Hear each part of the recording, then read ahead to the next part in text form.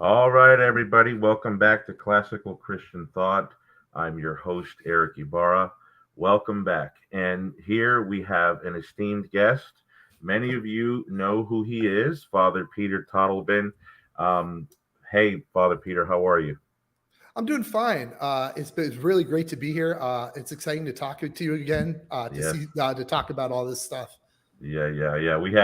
We spoke once on reason and theology, and we've had brief conversations since then.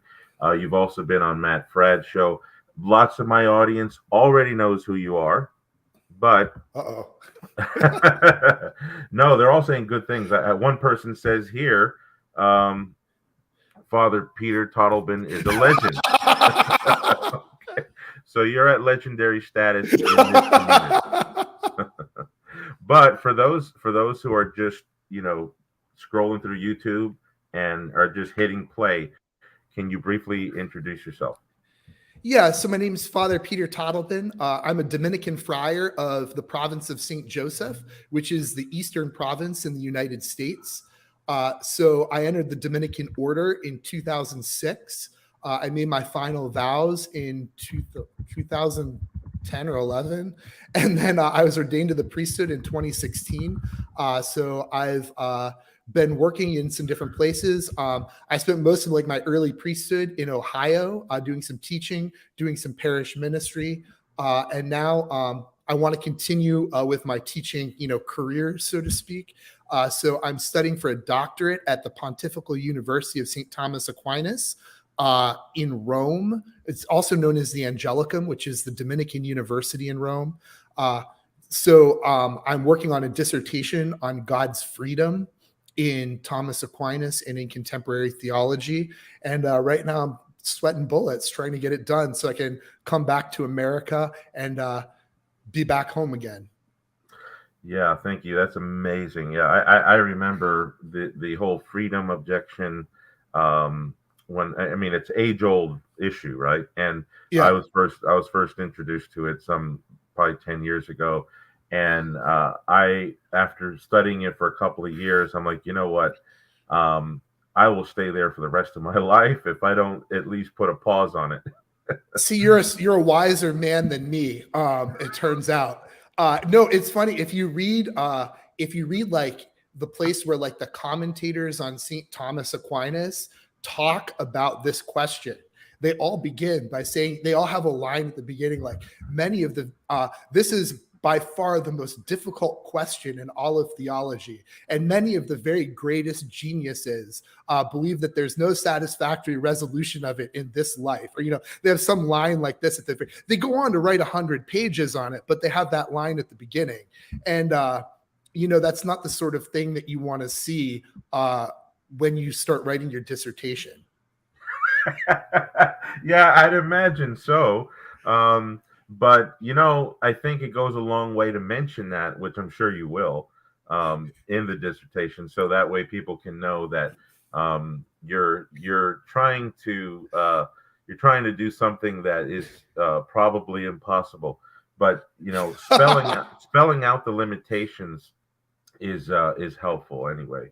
But our topic today is deification or theosis, and in relation to the well-known 14th century Greek Orthodox theologian Gregory Palamas.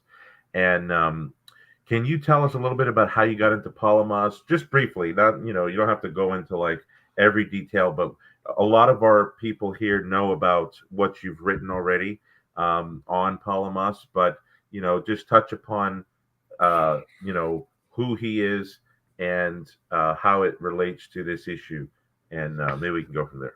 We actually turned out. So I grew up in Western Pennsylvania, so there's a lot of Eastern Catholicism there. So as I kind of like learned more about my faith, I was very attracted by like kind of like the Eastern Christian liturgy, the Eastern Christian spirituality. Maybe I found it a little more satisfying than some of the Latin Rite liturgies that were offered back in the day. And so I kind of was drawn more and more into that realm. And so I began to learn a little bit more about Eastern theology, from that background. But Yeah. then also I was very interested in St. Thomas Aquinas and metaphysics. And so it turns out that this question of Palamas and it turns out that this question of Palamas and like kind of metaphysics and classical theism is right at the intersection of interest in Eastern Christianity and interest in, say, like Thomas Aquinas and his doctrine of God. It's also kind of interesting that the issue of deification. I actually remember this because I was kind of like an average Catholic kid in high school, and I remember when I was in 10th grade, we had a priest who was kind of teaching our religion class on the sacraments, and he kind of explained what grace was, and he explained what like sanctifying grace was and like what deification was. And I remember it was very clearly just like a moment in my life where I was like, oh, that's what our faith is. Oh wow, I have to live my life differently now. Huh. So I guess that's the seeds of like a Dominican vocation, right? When you decide like that you're going to be more devout in your faith because you heard a priest talk about the theology of grace. I guess that's like your Dominican vocation is foreordained at that point.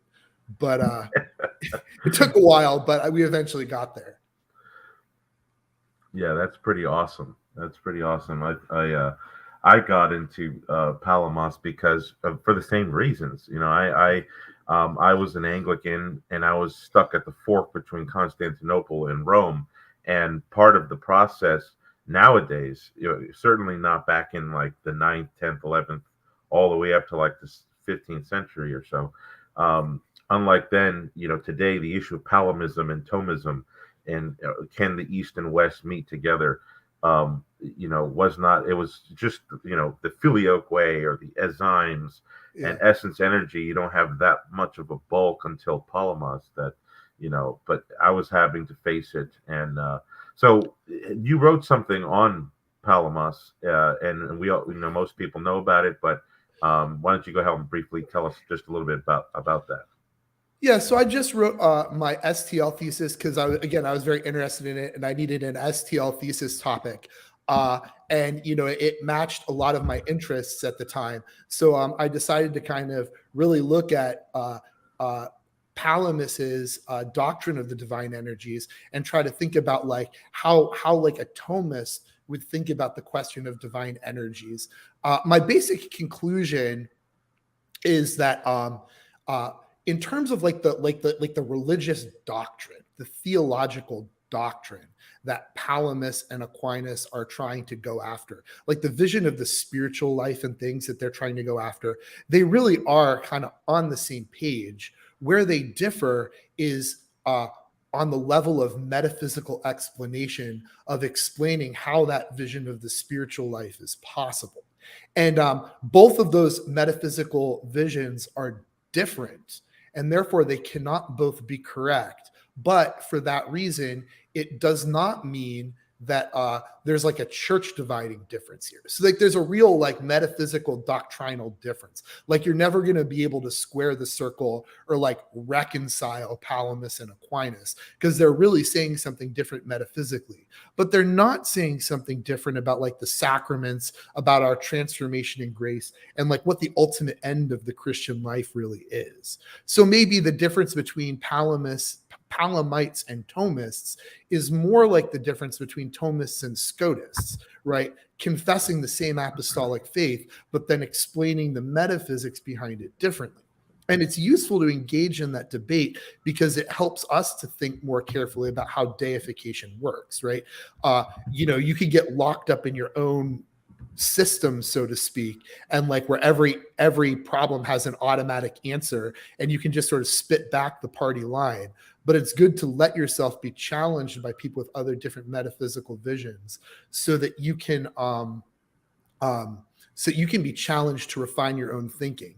Iron sharpens iron, as it were. Yeah, very, very well put. Yeah. So since we're going to be looking at Aquinas and some of the objections that the contemporary Neo-Palamites give to us, why don't we first start off with what does St. Thomas Aquinas mean by us becoming God, or if there's a way to understand how the creature becomes deiformed or deified. What are we talking about? you know? Sure.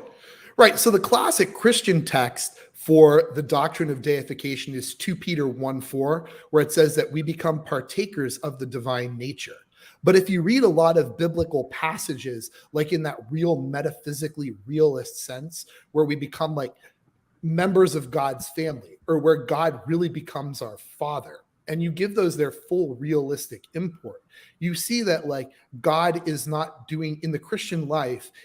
God's plan for us is not to intervene in our life and give us like merely a naturally good life, or that God is not aiming to like sort of give us metaphors by which like he declares us righteous or good person, but know that God actually renovates us and renews us inside so that we live a higher form of life than the life of like a rational animal. So like I could have lived like the life of like a rational animal, where I have a family, I have my banking job, maybe like I appreciate God as the creator and the Lord and the providence of the universe, and I have maybe some religion in that sense. But I live the life of a good rational animal in society. Uh, we could have a life like that.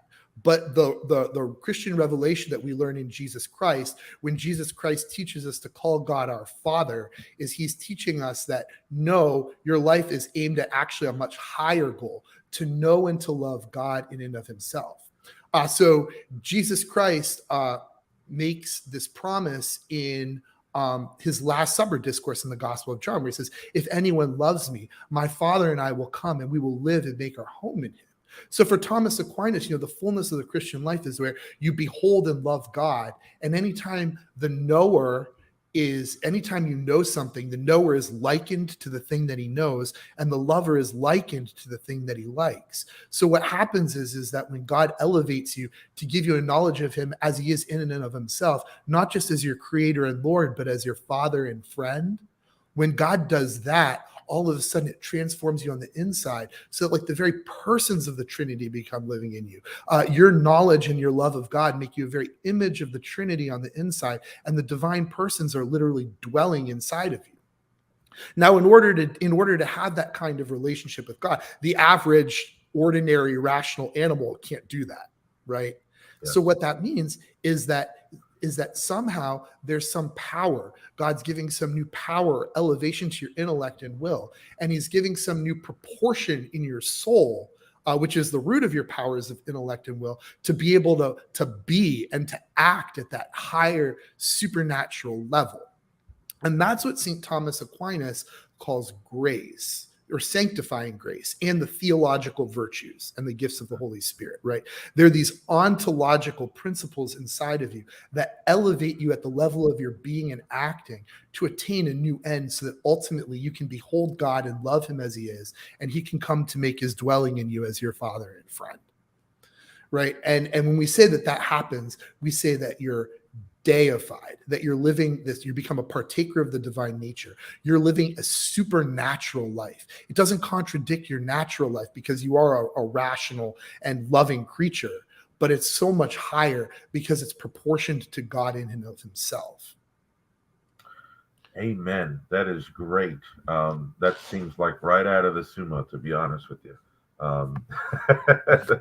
We do our best. Yeah. So now that we've been graced with that definition, which makes perfect sense. What we're hearing today from a lot of our Eastern Orthodox brothers and sisters, who are sincerely looking into how Aquinas could be, reconcilable, or at least seen as another valid theological opinion or theologumenon. Um, what we hear in our conversations today, I know me personally, I hear this somewhat, is, well, the creature has to be able to sort of meld together or unite together with the infinite. Sure. And so, like when Maximus the Confessor says, we become God, not by nature, but by grace. It's kind of, I even had an Orthodox theologian recently admit to me and they were not particularly a Maximian expert, nor were they Sure. an expert in Palamos or Neoplatonic philosophy, but they did say, because it could kind of seem like what we're saying is we're becoming God just by another way. Like, so we can become equal to God just in another way. And of course, no Orthodox uh, theologian or saint is going to say that, but they still insist on that Maximian dictum that we become like thee by grace, meaning we become God, but by Yeah. grace rather than nature. And so it seems like for them, they're saying, look, we go much farther than you guys, than Thomas Aquinas. Aquinas seems to keep the creature at the level of creature, where we bring the creature into the big stuff. How would you assess that? Yeah. So this is the classical sort of objection. So sometimes you'll hear the Thomistic doctrine of sanctifying grace or habitual grace. You'll hear it called created grace, and then the objection of the Orthodox theologian is that how can created grace really deify? Right. So they're gonna say that there's some and this is part of the reason of the real distinction of the essence and energies in God, or real distinction. I think is a bit of a controversial term, but like the real non-identity of Right. the essence and energies in God. You need to have this so that you can explain how there's something uncreated that actually animates the creature and deifies it and makes it to be uncreated. Because the objection is, how could like a created accident in your soul really proportion you or really make you formally deified? Right. And so that would be the question. So their answer is like created grace is insufficient to really deify you. And so they're going to say that you need some sort of uncreated energy in you that can't be God's essence, because then you'd become God by essence, but you don't want to be God by essence. So you need to have a real participation in God's energies so that you can have this real uncreated deiform life inside of you. Right. And that's what you need to secure real deification. There's sort of maybe like the way to respond to this, I would say from a Thomistic perspective, is maybe to make a clarification and then to like maybe ask a question to the Orthodox interlocutor. So the first clarification that I would make is you have to look at the role that created and uncreated grace play in Thomas's account. So, right, it's not a complete Thomistic account of deification to just focus on the fact that there's this created accident inside of you called sanctifying grace, right? Right. That deifies you, because there's more that's going on. Because it seems to the idea seems to be that God gives you this created add-on to your soul. That's what it sounds that like. deifies you. And you're right. Like if you think about it, and like it's like a one-time thing. He just gives it to you, then leaves you there. And then like that created thing inside of you is supposed to deify you. And it kind of legitimately sounds to an Orthodox theologian like, well, like, how is that possible? Right. And what I would say is there's a couple of things to think about. So the first is that when we think about created grace, what we're talking about is the thing on the side of the creature that formally deifies you.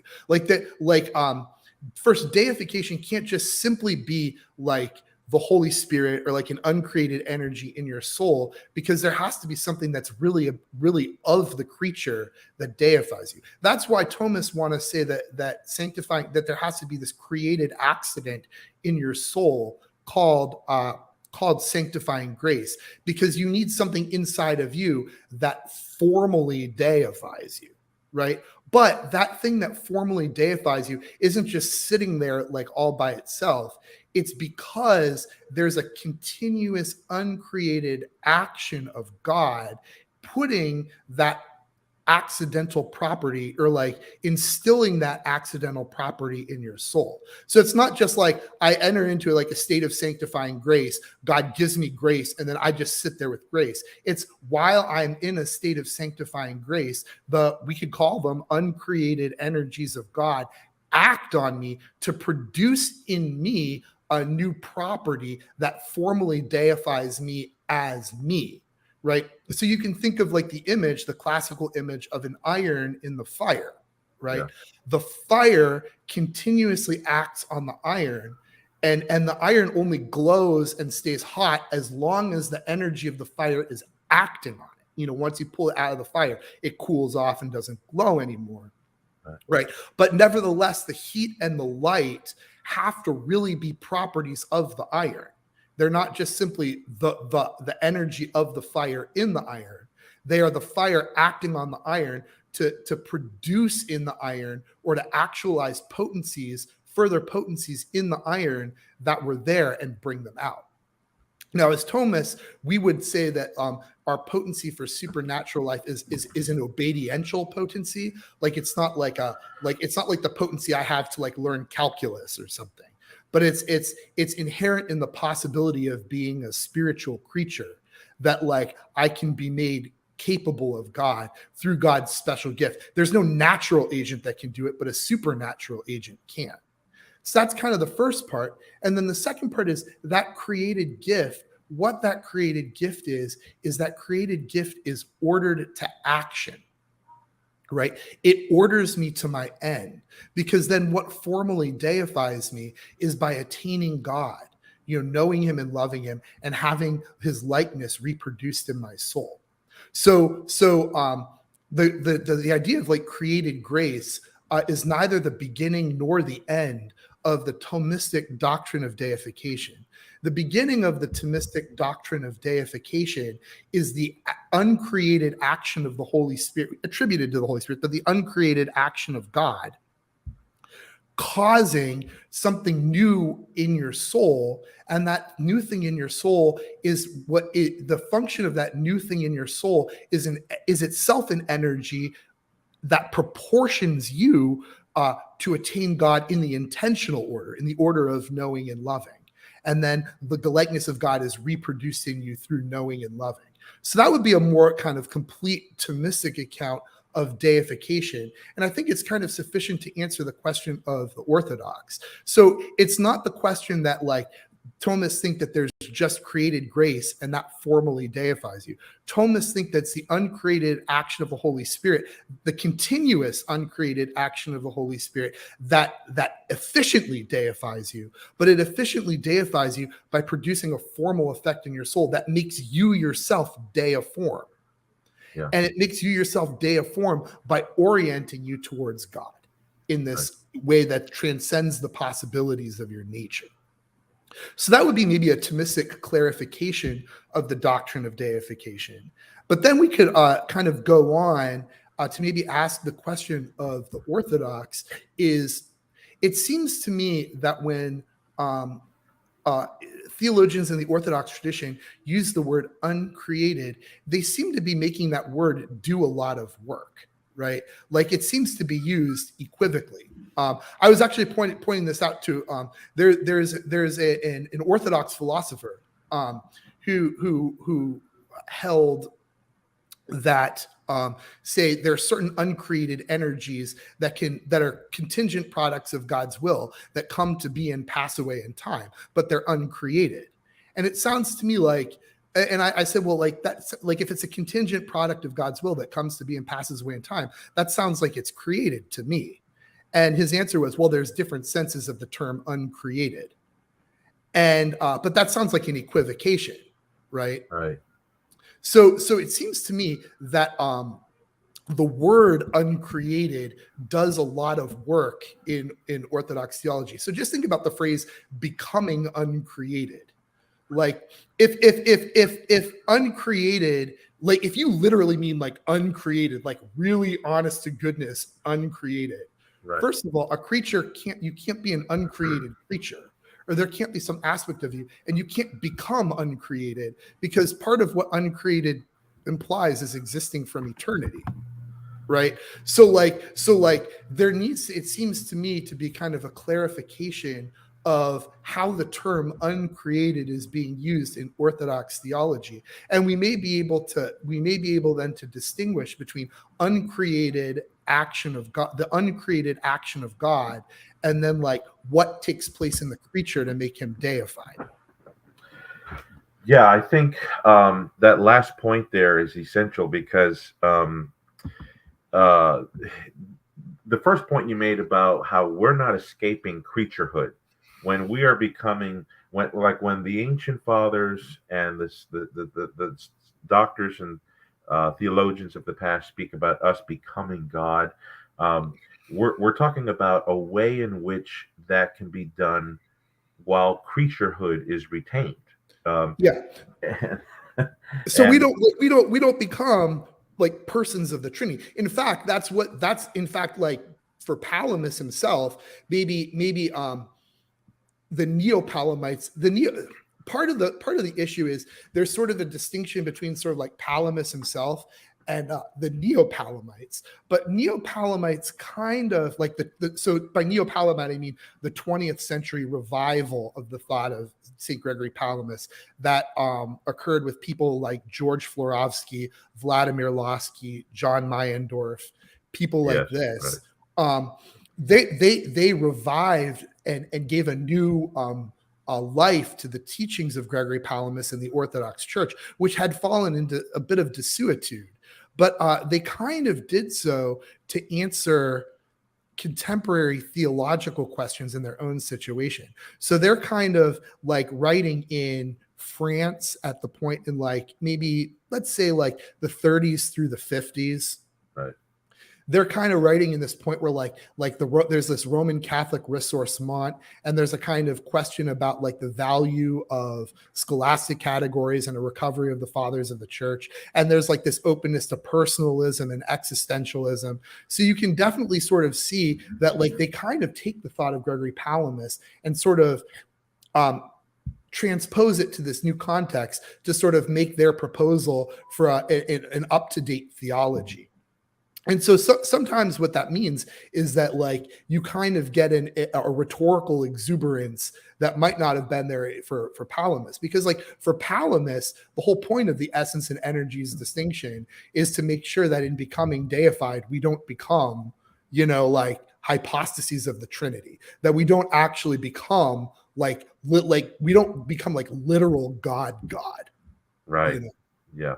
Well, and so that leads to this point, where Maximus. Well, what I was told in a recent dialogue, actually, with an Orthodox priest, is talking about this issue of an accident that changes us to become God. He said, "Well, why don't we look at it not from the vantage point of the human, but from the vantage point of God, where God took on human nature." And so, in some sense, the person of the second person of the Blessed Trinity uh, did have some sort of accidental change because he took on human nature, and that gets a proper notion to the person.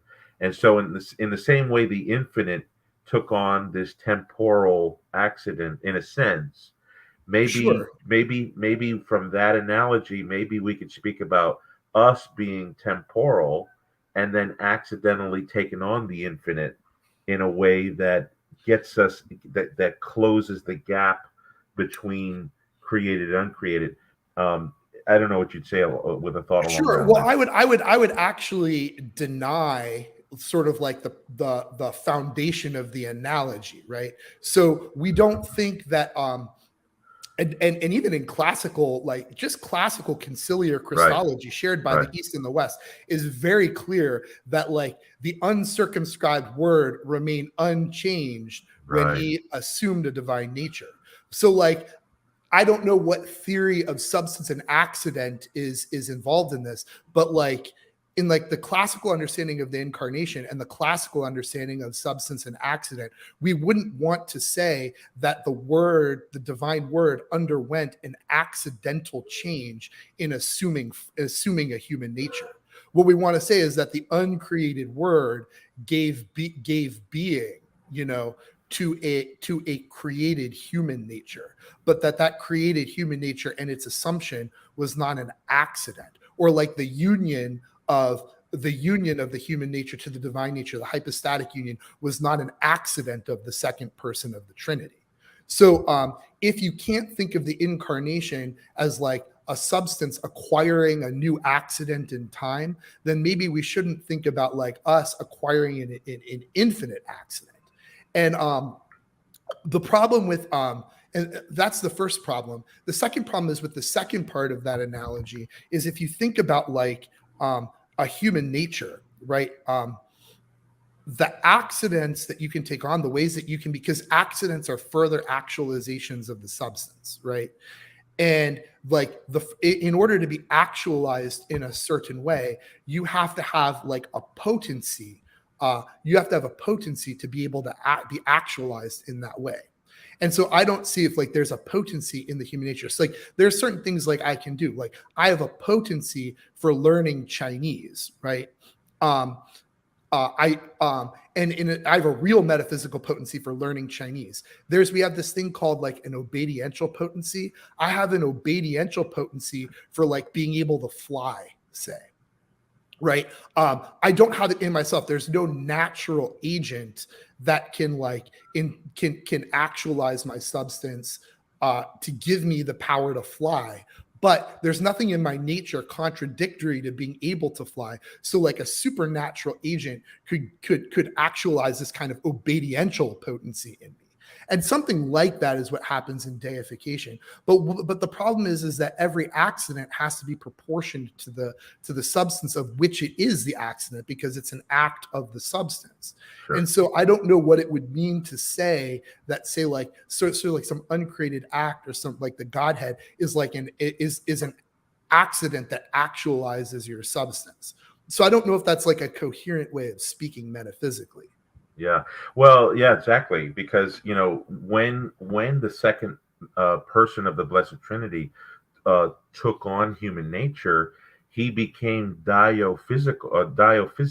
He became diophysite, right? So when we become deified, we don't become diophysite, like where we become with two fully, as if there's some sort of hypostatic union in us between God nature and human nature, becoming another, because it almost can seem like that's what's happening, because we're becoming Christ-like, but we don't really become with two natures, The divine, like in his life, especially in his transfiguration and his crucifixion, the divine word reveals the full potentialities of human nature, actual and obediential. When we see him shining out in Tabor, when we see him dying on the cross, when we see him rise again, even when we see him in his daily actions, like the divine word is revealing the full possibilities of human nature. But he's revealing the full possibilities of human nature, and Jesus this is sort of important. What he's showing us is what a deified human nature is. So he's not like saying that like deification sort of like replicates the incarnation, or like the deification is like the incarnation in the other direction. Right. What the incarnation is it's the divine word maximally deifying his human nature, and even more than maximally deifying his human nature, but becoming hypostatically united. And because being hypostatically united, maximally deifying the human nature, so that when we look at Jesus, we see the full possibilities of a deified human nature. But that doesn't mean that a deified human nature is a sort of like inverse incarnation. Yeah, that answers that issue, and because it is interesting as an analogy, but I even when Maximus brings it up, it's never with the clarity that Neo-Palamites are investing it with.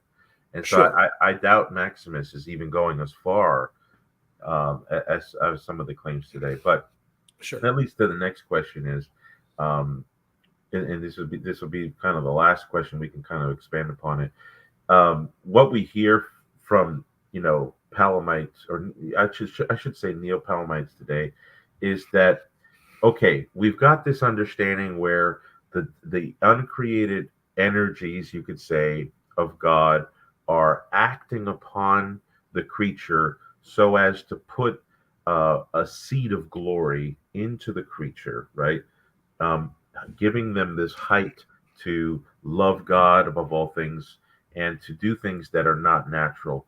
Um, but they still say, but that chasm between creature and uncreated, still, as much as we want to like close it, it's still maintained.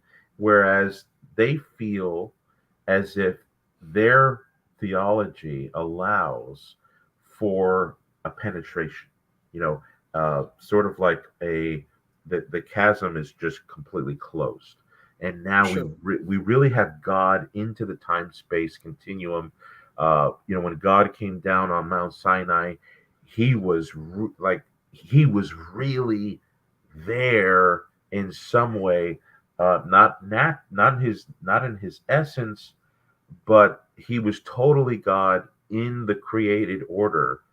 And so for them, they feel like Palamism is the only way you can get God in, and so they feel as if the classical theistic model maintains this division, and they want to see that division closed. What you've already touched upon this, but what might you say just to that, without speaking about deification in particular, but just that sense? Sure, sure. Well, what I actually think is that like the divine energies actually put God at a further remove from creation. This is kind of paradoxical because, but what you think about with the divine energies is the mental model that causes you to posit divine energies is thinking about an agent acting on a patient at a distance, right? So like it would be thinking of like, again, like using our example of like the iron act or the fire acting on an iron, right? Right. Like or just like for creation in general, like you're thinking of an agent who has to like reach out and perform an activity on a patient, right? Yeah. Like there's someone doing the acting, there's something that you're acting upon, and then like there has to be then uh s- something in the agent that forms a basis for its relationship to the patient. um, but here's the thing, we actually believe that creation is out of nothing, right? So that there's no patient to act on. So, like the divine energies, picture the transcendent divine essence as being almost like, I mean, they wouldn't say this is crude. I'm trying to find an easy way of saying it, but they think of that saying that the essence is transcendent means that it's somehow at a remove from the created order, and therefore you need energies to actually enter into the created order and Yeah. act on it. But Right. here's the thing. There is no created order apart from God's created action. There is no patient. It's this radical implication of creation out of nothing. We always think of creation as a change because like we have to. Like we have no model for creation out of nothing or what it is to create something out of nothing. We only have substantial and accidental change that we can think about. Right. And Right. so when we think about God as acting in creation, we think about there being this agent acting on a patient who then needs to have some sort of energy that's really distinct from him so that like he's not defined by his acting on the patient. Right. But that there's some way by which he reaches out to the patient to make contact with it. But here's the thing, in creation, there's no patient. Right. It's just out of nothing. So that Right. means that God is radically present to the created order just in virtue of it being created, right? So like there is no way God can become more intimately present to creation than he is by creating it out of nothing. Yeah, so he's What he can do is, already penetrating as yeah, deeply as they like want. Yeah. like how can God get any more closer to creation than giving it its very act of being? Right. And then like so then what does deification add? What does something like deification add? So what does something like deification add? Well, deification actually changes the intentional structure of my soul to orient it to God in a new way. But like, what would say, like, I'm thinking about like the tongues of fire in the Pentecost, thank you, or like the loud voice and the thunder peals on Mount Sinai. In calling those uncreated, again, what does the word uncreated mean there?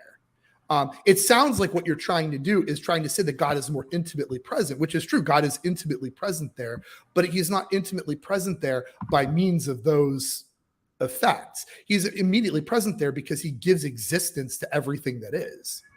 Right. Beautiful. Beautiful. I love that explanation. That blows me away. I really appreciate you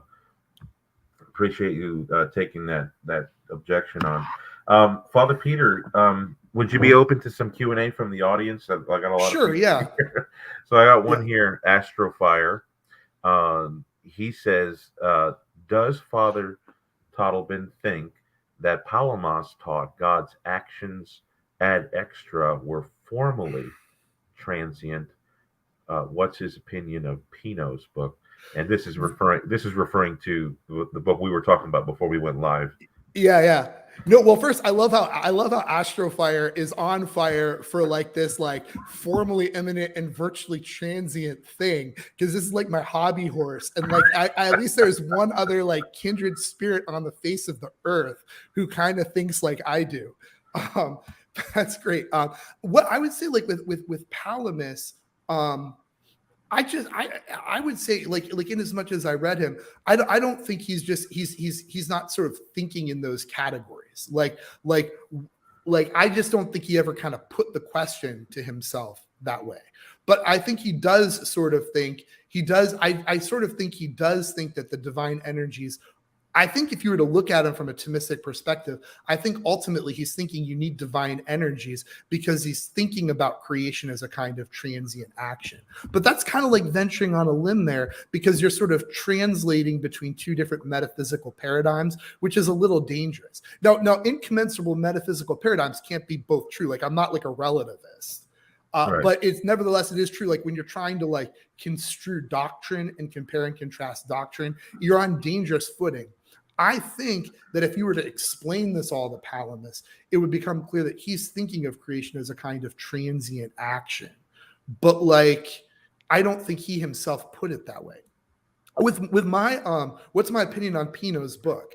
So there's a scholar who recently published his doctoral dissertation from Marquette called Tikhon Pino. Well, his name is Tikhon Pino, and he writes he's just published a thorough study of Gregory Palamis's metaphysics by actually studying the totality of his corpus, which is excellent because nobody's kind of done this.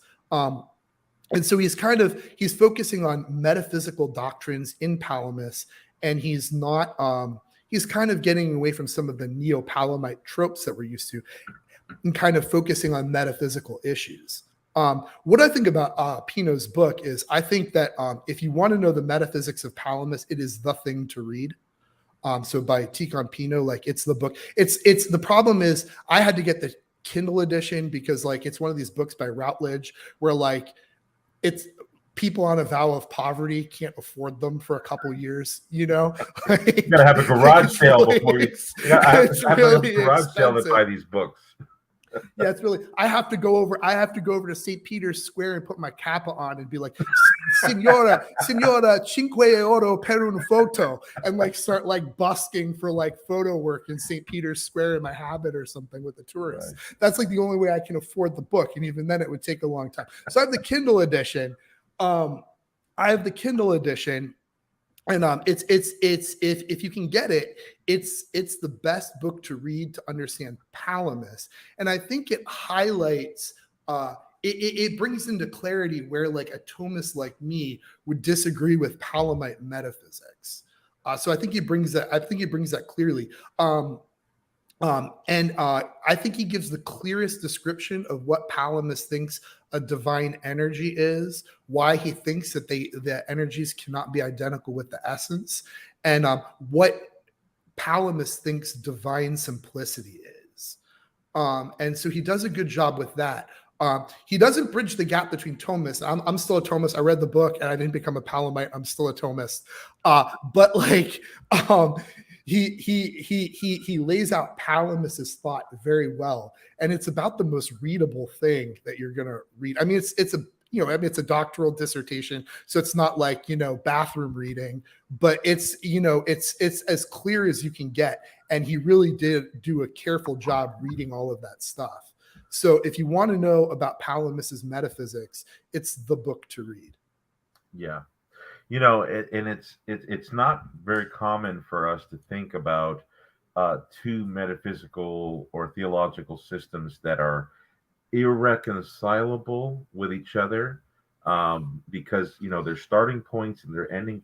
It's just a different way of thinking, and also that neither side is really getting into a substantial denial of the truth so far that they would be heretical. We don't often Yeah. think about, because we mentioned Scotus, Scotism, Thomism, where we're trying to reconcile them, but like they really do, like in their fabric, are they're going in two different directions, and yet they're not falling into heretical ditches.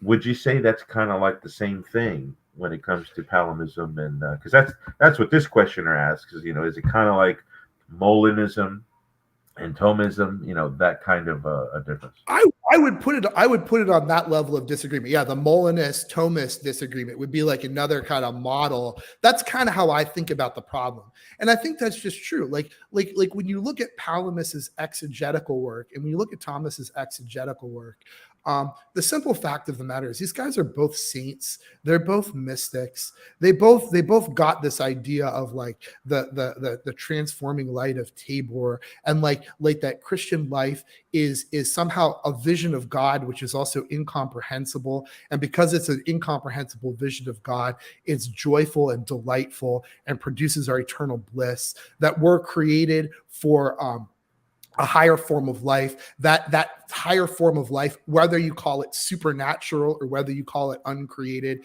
is really orienting us towards God through himself, and we receive it through the sacraments. And that's I mean, like these are the great themes of Christian doctrine that they Yeah. both agree on.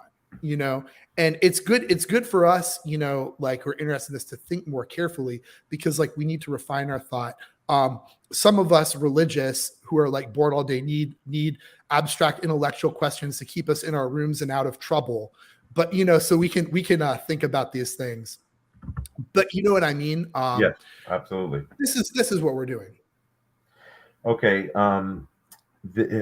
So we have another questioner here who says, can theosis just be rephrased as God giving himself to us as a gift to enjoy, and we possessing God without losing anything human and creaturely in us either?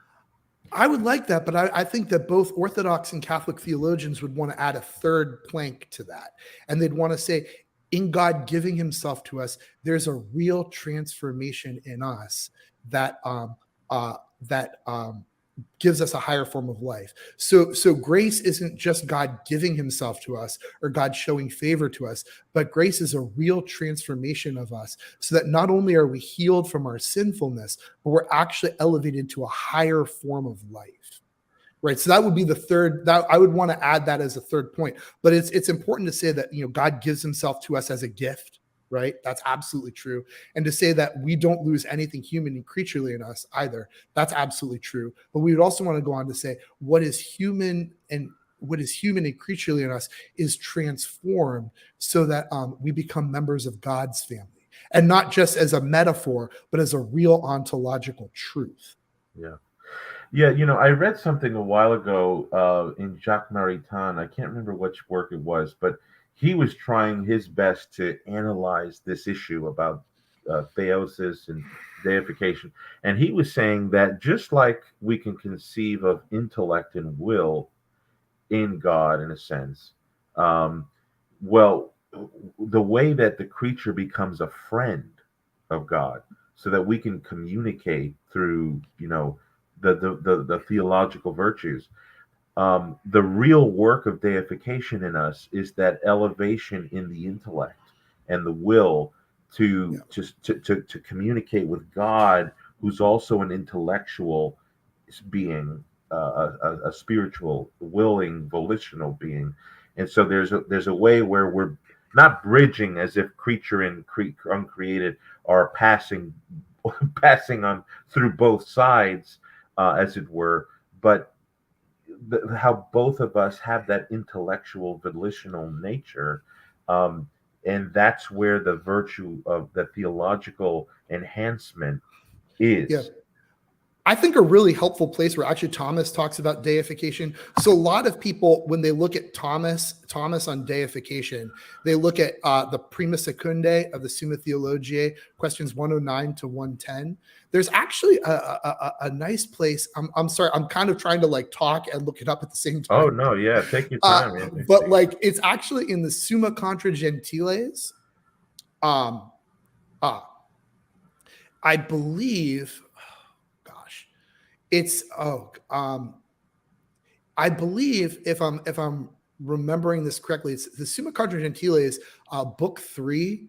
Um, oh, Which website do you look at? Because when I go to the Summa Contra Gentile, oh, if I don't look at the regular book, oh. There's the Aquinas the Aquinas Translation Project, I right, think, right, right? They yes, have yes, one, or no, the right, the Aquinas Institute, right? There's or no, there's one of those websites. I'll tell you, the actual cheating thing I did is we used to the Dominican House of Studies. We used to have a secret website with all this stuff up, but we pulled it down because of copyright. right, right, But right. I made an archive, but it's all static HTML. So I made a little archive of it before it got pulled down. So the secret is, I'll let you in on a little secret. I'm not saying to do this. Let's put it hypothetically. One Okay. could go to the Wayback Machine Right, and right, right. find this archive and even download it and make a local copy if one wanted to. But it's the Summa Contra Gentiles. It's like book 3, where he talks about sanctifying grace. I'm trying to like browse this and make sure it's the right spot. But what's interesting about this the treatment of grace and sanctifying grace in the Summa Contra Gentiles is Thomas actually does it a bit like I did it here, and he works backwards from the Trinitarian indwelling to like the elevation of our intellect and will to the elevation of our soul through sanctifying grace. And he gives kind of a nice presentation of it in that order. And I think that's actually a really helpful consideration for sanctifying grace. And I think it's a nice complement to like the Summa Theologiae, Prima Secundae, questions 109, 110 is the stuff that's in the Summa Contra Gentiles. It gives a nice complementary explanation. There are also some beautiful quotes in like Thomas's scriptural commentaries, like on St. Paul and St. John, that are useful as well. Is it in book 3, chapter 150, 151? Yeah, I'm looking like around there. I think is what it is. I'm I trying. think it's 150. If you go to Yeah. book 3 and then and Yep. 150, where it says that the aforesaid divine help is called grace, and what sanctifying grace is, and then the next chapter is what that sanctifying grace causes the love of God in us. I Yeah, think I'm that's thinking that's it. There's a specific question that I really, or a specific chapter in the Summa Contra Gentiles that I really liked because it talks about like grace making us friends of God. And I can't. I'm just looking at the chapter titles, trying to remember what it was. But but I think it's kind of that group of chapters is I think what I'm thinking of. or But chapter 90 is chapter 90 says that human acts of choice and of will are subject. No, that's divine providence. yeah. Um, Well, yeah. So I think it's around there. But you can also kind of poke around with the chapter headings. But the treatment of grace in the Summa Contra Gentiles, also the treatment of the Holy Spirit in the Summa Contra Gentiles, is unjustly overlooked. hmm. Yeah, yeah. So that I think that that might help, and because we're really like, what is it in us that's really getting boosted to to communicate with God? Yeah. And I think that the intellect and the will is the place where um, that's taking place. Somebody here says, Reese O'Sullivan says, since Palamism appears to have been almost universally condemned as heretical by the theologians and manualists, must we then consider this condemnation if it can be reconciled? Well, I would say a lot of theologians. So Palamis's doctrine has always come under sort of like a rather strong censure from both Western inspired and later Western theologians. I mean, the first objectors, apart from after the controversy was settled, right? Because there was a large, and people sometimes don't realize that the Palamite controversy in the East, sometimes because history is written by the victors, people think that people like Gregory Akindanos or whatever represented sort of like marginal figures, but these were not marginal figures in Byzantium, and the movement that they represented was not a marginal movement. So there was a real controversy between the Palamites and the non-Palamites in Byzantium. And it wasn't just sort of like a faction and that everybody already agreed that Palamism was right. And that, that was undetermined until the Orthodox Church made its dogmatic decisions in the 1350s and 1360s. But the first objectors to Palamas would have been actually converts to Catholicism from Eastern Orthodoxy during the late Byzantine Empire, actually who entered the Dominican order. And what's interesting is we have some of their critiques that they made in long works that were written by them, but they seem not to be known by Dominicans in the West. The first mention of Palamas in the West really is Dominic Patavius in the 18th century, and he was like a Jesuit who was kind of interested in sort of patristic theology. And so, but it doesn't get a detailed. It actually doesn't get a detailed discussion by a lot of manualists. The only Thomistic commentator who mentions Palamas is Billuart, and he only mentions him in a sentence for contradicting divine simplicity. What I think happens is as Thomas Aquinas or as Gregory Palamis's doctrine becomes better known, it becomes clear that like the objections I think are on the metaphysical order and not actually on the doctrinal order. So like, so even Western affirmations of the doctrine of divine simplicity or the doctrine that we see the divine essence, I believe can be reconciled with statements in Gregory Palamas about how we see and do not see God, or like how Palamas actually thinks there's a sense in which there's divine simplicity. Palamis's understanding of divine simplicity is not the same as Thomas Aquinas's understanding of divine simplicity, but Palamas doesn't think that he's positing composition in God with his distinction between the essence and the energies. A Thomist would beg to differ, but Palamas doesn't think so. So like, but if all of this is true, then what that means is that like the things that the manualists and theologians are objecting to are on the metaphysical order. And those same manualists didn't give a whole lot of attention to Palamas because they didn't have a real lengthy reading of his sources. So I think we owe it as an ecumenical service to understanding Palamas better and maybe being a little bit more historically informed than maybe some manualists and theologians were in earlier centuries. However, to be fair, we also have more documentation than they had, right? Like they were relying on limited sources. Okay, we one more question here from Astrofire.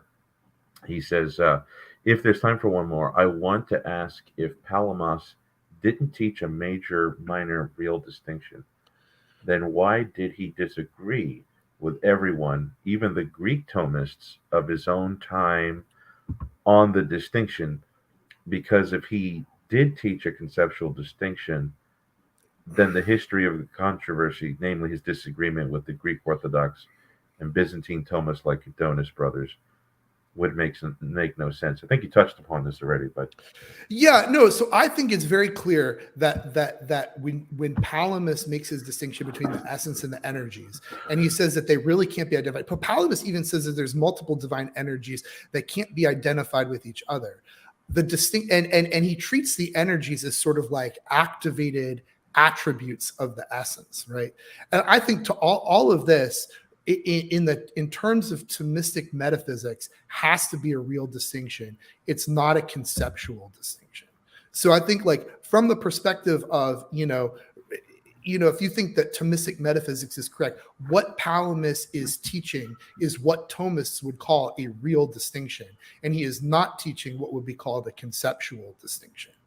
So, like, there's been some basis for trying to align what Palamis's distinction is with what maybe like Western categories are. Now, I think that's a bit of a mistake. So there are some people who will want to compare Palamis's distinction of the essence and energies distinction to the formal distinction that Scotists have. But the Scotistic formal distinction follows from like Scotistic ontology, and it doesn't follow from Palamis's. So Palamas isn't thinking in these concepts, but nevertheless, when we get Palamis's doctrine and see what he's saying, I think it's fair to say that from a Thomistic perspective, he's positing a real metaphysical composition in God that counts against what Thomists would call divine simplicity, and he's teaching what Thomists would call a real distinction, even if Palamas himself is not thinking in those terms or thinks that he's not positing composition in God. Right. Yeah. So he's thinking he's got total maintenance of divine simplicity, but what he's positing is not allowing for the maintenance of that. Yes, because so Palamis's idea is kind of like that the energies and the essence aren't two things. They're not two divinities. They're in essence with the attributes and operations that arise naturally from it, and are its natural complement, and that they're unified and indivisible. And since they're unified, indivisible, inseparable, and the one flows from the other, therefore that doesn't count as a real distinction, or that doesn't count as what we would call a real distinction, or it doesn't tell against divine simplicity. But like a Thomist would say, that's still a kind of metaphysical composition that counts as a real distinction, and it still does count against divine simplicity. But it's clearly not Palamis's intention to try to posit multiple things in God, or like multiple divinities in God, or to posit that there's metaphysical composition in God. Right. Amen. Okay. Well, Father Peter, this was excellent. Thank you so much for your time that you've sacrificed for us. If you could tell us if you have anything that you're planning on writing here. I know I think we spoke about a book review you're going to do. Well, I'm actually trying. We'll see if it turns out. It might take a while because I'm going back and forth between my dissertation and doing this. But I really liked Pino's book, so I'm kind of working on that. I'm working on a little paper on Maximus the Confessor, on free choice in Christ, Maximus and Thomas.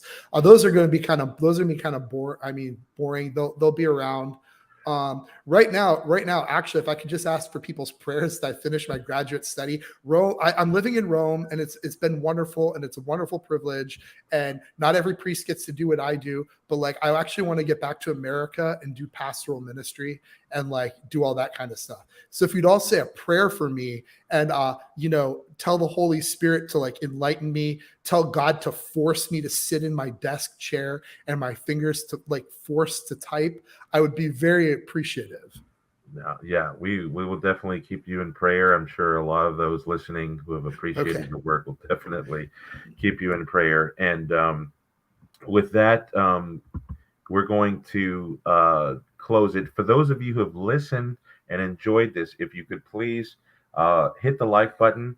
That's just one of those mechanics on the internet here that helps the show get out.